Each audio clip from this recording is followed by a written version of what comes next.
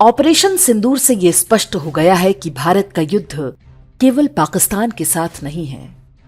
वास्तव में यह भारत बनाम चीन प्लस तुर्की प्लस अमेरिकी डीप स्टेट प्लस भारत के आंतरिक शत्रुओं के बीच युद्ध है। पाकिस्तान मात्र सहायक की भूमिका में है। शत्रु की योजना भारत के साथ वही करने की थी जो यूक्रेन ने रूस के साथ किया है। यूक्रेन अमेरिका और तुर्की के समर्थन से ब्लैक सी में रूस के 40% नौसैनिक अड्डों को नष्ट कर चुका है। जो युद्ध रूस जैसी महाशक्ति के लिए 2-4 दिन का मामला लगता था, वो 3 साल से अधिक समय से जारी है। अब तक रूस के लगभग 70,000 सैनिक मारे जा चुके हैं। इससे भी कहीं अधिक सैनिक इस युद्ध में अत्यंत गंभीर रूप से घायल हुए हैं।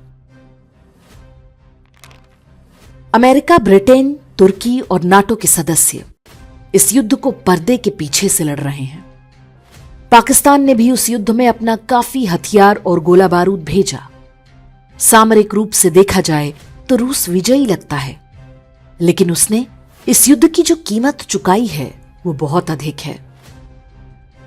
रूस की पूरी युवा पीढ़ी खप रही है।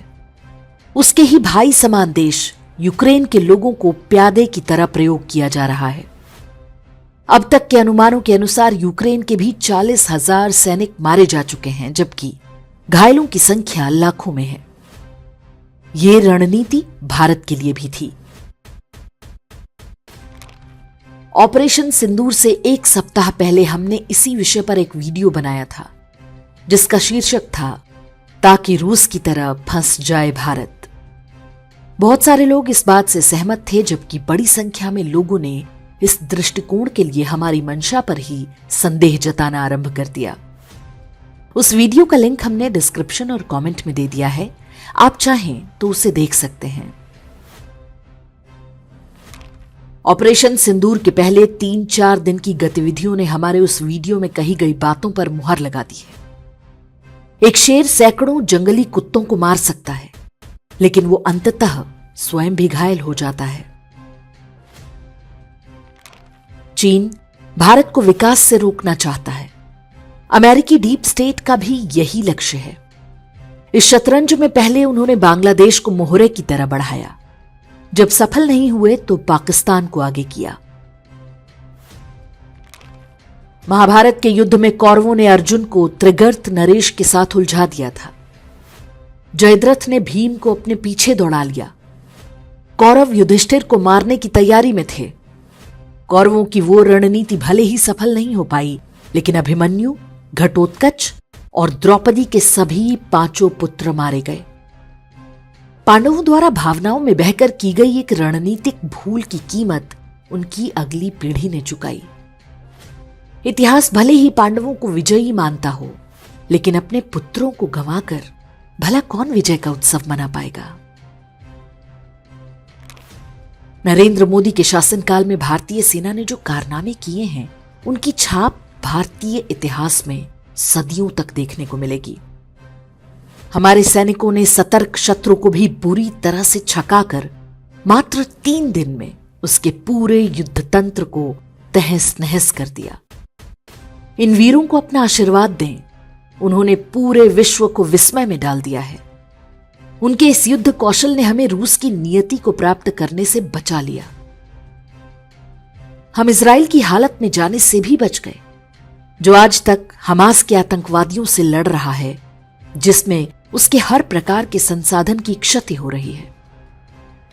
हमने पाकिस्तान के प्रतिरोध को निष्प्रभावी बना दिया, इससे पहले कि चीन को कोई बहाना मिलता या बांग्लादेश पूर्वोत्तर में कोई षड्यंत्र करने पाता। जब शत्रु मायावी होता है तो उसके साथ आप पारंपरिक युद्ध नहीं लड़ सकते। विश्व के मानचित्र से पाकिस्तान का समाप्त होना अवश्यंभावी है। एक राष्ट्र के रूप में यह हमारा सामूहिक लक्ष्य होना चाहिए। यह वो काम है जो युद्ध के अपारंपरिक तरीकों से संभव है। एक प्यादे के चक्कर में अपने हाथी घोड़ों को खोने की कोई आवश्यकता नहीं।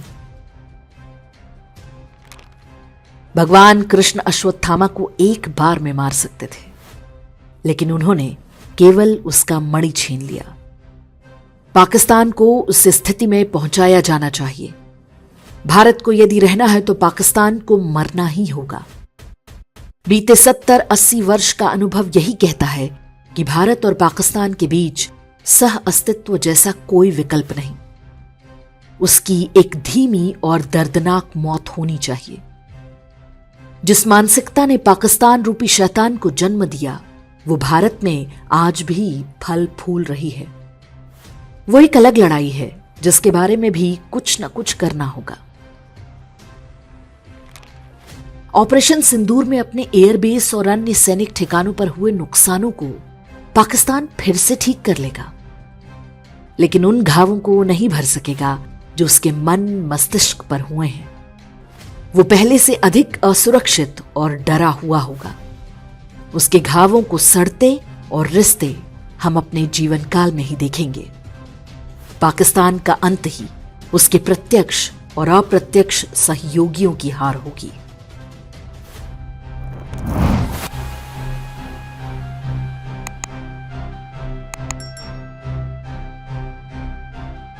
इंडेक्स ऑनलाइन के वीडियो समाज को समर्पित हैं। आप इनको डाउनलोड करके जैसे चाहे वैसे प्रयोग कर सकते हैं। चाहे तो आप हमारे टेलीग्राम चैनल से जुड़ सकते हैं।